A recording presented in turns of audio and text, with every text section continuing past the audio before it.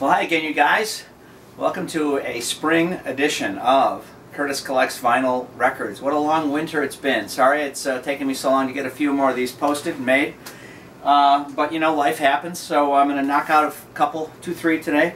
We're going to talk about a recording studio. You know, you guys out there know me. I'm really fascinated with the great recording studios, whether it's EMI, Abbey Road, the one down in Miami, Criteria, the one in Colorado, Caribou Ranch, all the ones in California, Wally Heider's Mobile Studio, Olympic, Trident.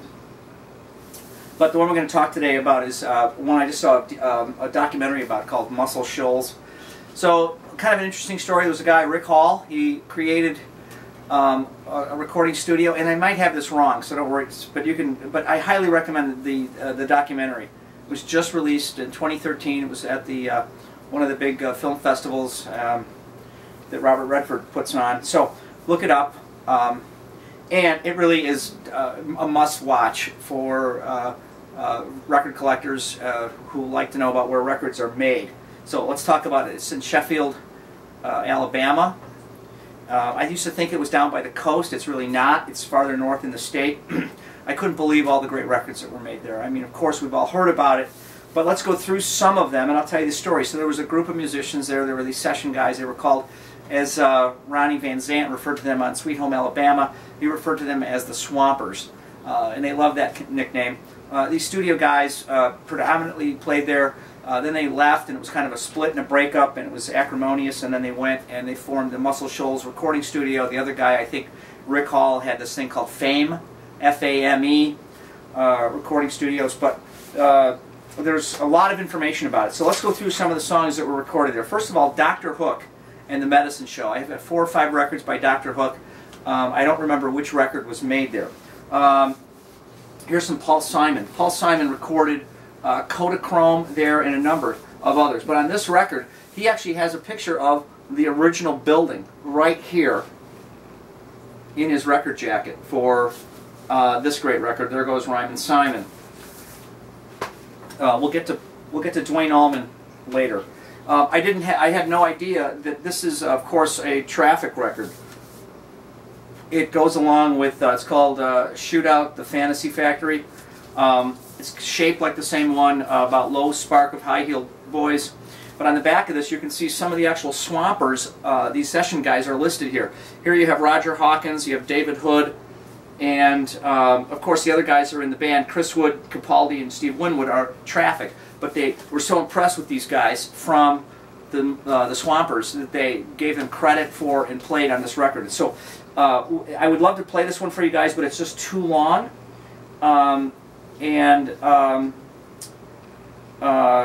It's called Sometimes I Feel So Uninspired. It's like a 9-minute track. It's phenomenal. One of my new favorite songs. Bob Seger went down there a couple times to make at least 2 or 3 albums. He recorded Night Moves there, Main Street, and he actually gives a credit on the backside of this record, Shoals Rhythm Section. Pete Carr, Jimmy Johnson, Barry Beckett, David Hood, Roger Hawkins, and all these guys. So that's terrific. Herbie Mann, of course, Duane Allman played on this classic cut, Push Push. It's like a 9 or 10-minute song. I don't know if it was cut there, but it's got a flavor. And then I thought we would talk about a song, a couple of songs. I went and ordered it today. It's Boz Scaggs. It's like his eponymous second solo record that he cut down at Shoals, and I was going to buy it, and then I realized that I owned it because it's on this record. And the song that it's called Loan Me a Dime. It's a 13-minute song, and it's Duane Allman as a studio session guitar player backing up Boz Scaggs. But I thought we'd play from here the song that really put Southern rock on the map. Of course, it's You'd Never Touch a Song. Hey Jude, why would you try to cover a classic Beatles song? But Wilson Pickett did it, and of course it put Duane Allman on the map. So let's get these going.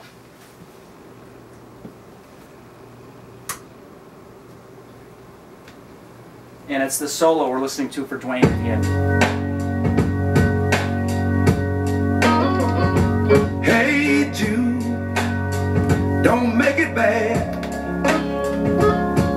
a sad song and make it better. Remember to let her in your heart, then you can start to make it better. Hey Jude, don't be afraid.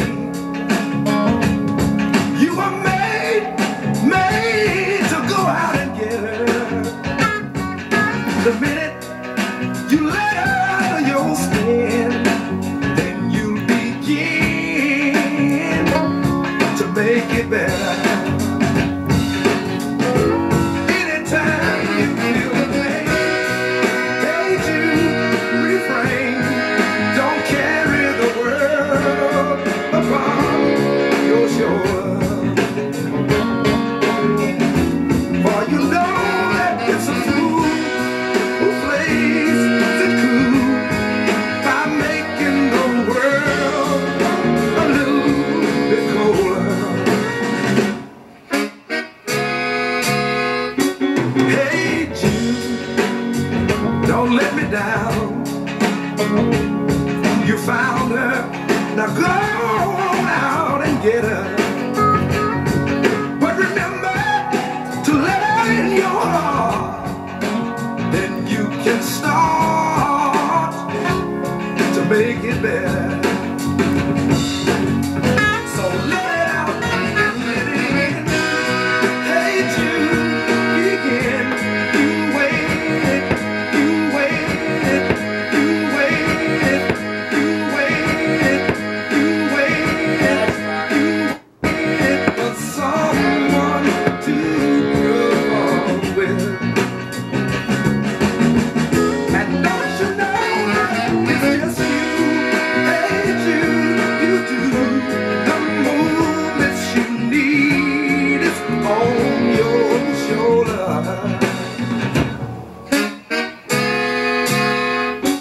Hey Jude, don't make it bad.